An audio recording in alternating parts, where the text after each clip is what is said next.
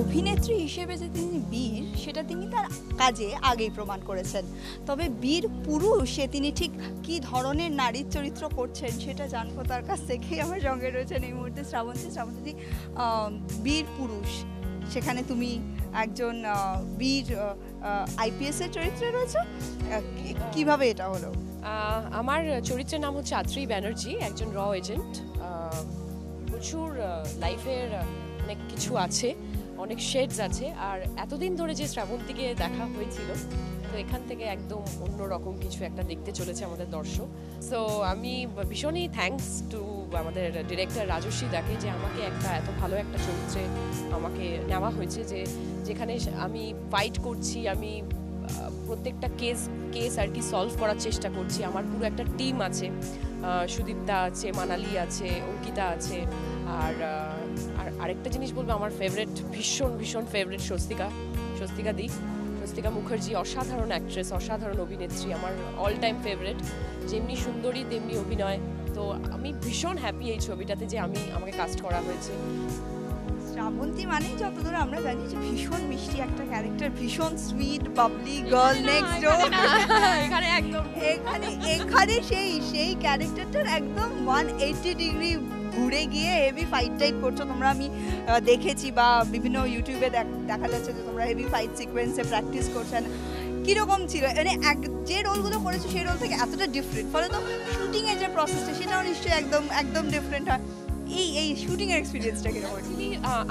আমরা অ্যাকচুয়ালি সবাই মিলেই যারা ফাইট করছি প্রত্যেকেই ক্লাসেস নিয়েছি। আমাদের যে মাস্টার জি আছেন ওনার কাছ থেকেও নিয়েছি, প্লাস আমরা শ্রীলক্ষ্মী বলে আমাদের একজন টিচার, লেডি টিচার আছে, যে আমাদের ফাইট শিখিয়েছে, বক্সিং শিখিয়েছে, অনেক কিছু শিখেছে।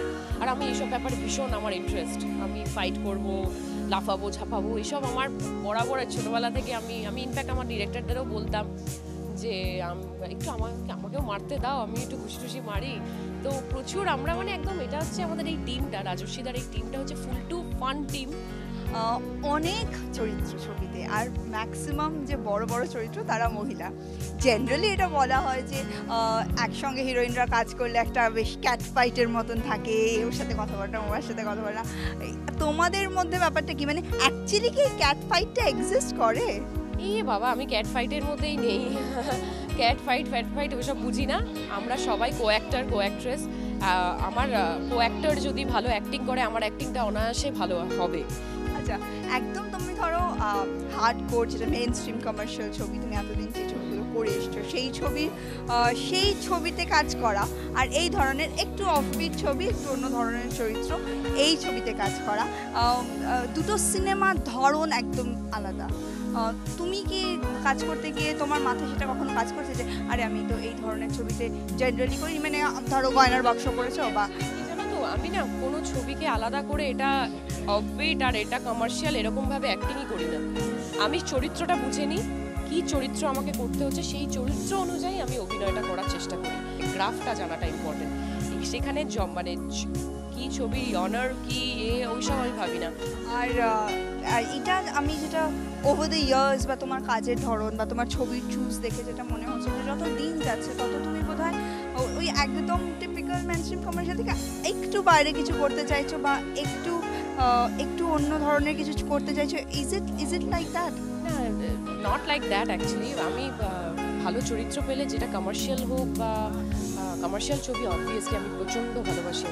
আমি কমার্শিয়াল, শ্রাবন্তীকে যে আজকে দর্শক চিনেছে কমার্শিয়াল ছবি থেকে, অবভিয়াসলি আমি সব ধরনের ছবি করবো, কমার্শিয়ালও করবো। সেখানে চরিত্রটা প্লাস আমার ক্যারেক্টারটা কতটা ইম্পর্টেন্ট, কতটা দর্শকের মনে পৌঁছে যাবে, সেটা আমার কাছে ইম্পর্টেন্ট।